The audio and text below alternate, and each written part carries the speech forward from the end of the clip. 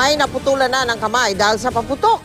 At yan po ay sa Cebu nang masabugan ang isang binatilyo ng malakas na paputok kung tawagin po ay Yolanda. May mga tinamaan na rin ng ligaw na bala sa mga lungsod ng Cebu, Pagadian at Marikina. Nakatutok si Sandra Aguinaldo. Naglalakad na pauwi ang 60 taong gulang na si Bertoldo Cañas matapos mamasada noong Lunes ng gabi sa Mandawi City, Cebu nang tamaan ng bala ang kanyang kaliwang binti at tumagos sa harap. Buti na lang at hindi tumama sa buto ang bala. Ayon daw sa doktor na suburi sa kanya, aabot sa 2 buwan bago siya muling makapagpadyak. Bait kayo. Kaya ganun na lang ang panlulumo ng biktima kayong di muna siya makapaghahanap buhay. Sa Pagadian City, Zamboanga del Sur naman, tinamaan ng ligaw na bala ang 2 batang magkapatid nitong araw ng Pasko.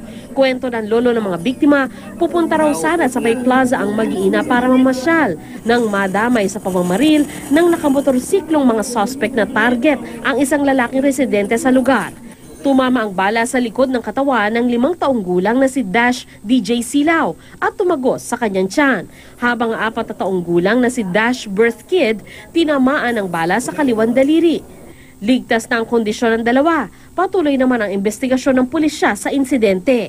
Ayon kay Health Assistant Secretary Eric Tayag, isang biktima naman ng stray bullet ang naiulat din sa Marikina. Isang 23-year-old dyan sa Marikina kung saan habang nanonood siya ng firework display sa labas ng bahay, may balang tumama sa kanyang balakang.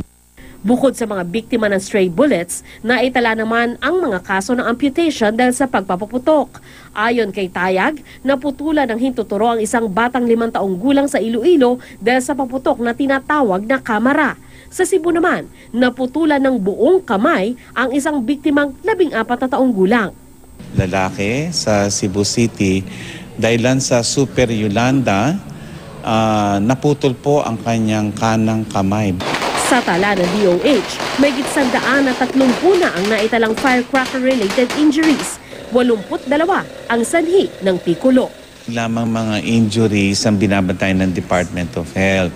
Dahil sa usok na nagagaling sa mga sumabog na paputok, yung mga may hika ay susumpungin ng kanilang mga hika.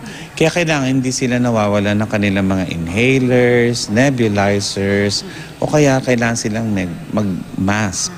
Sandra Aguinaldo, Naka-Alerto, 24.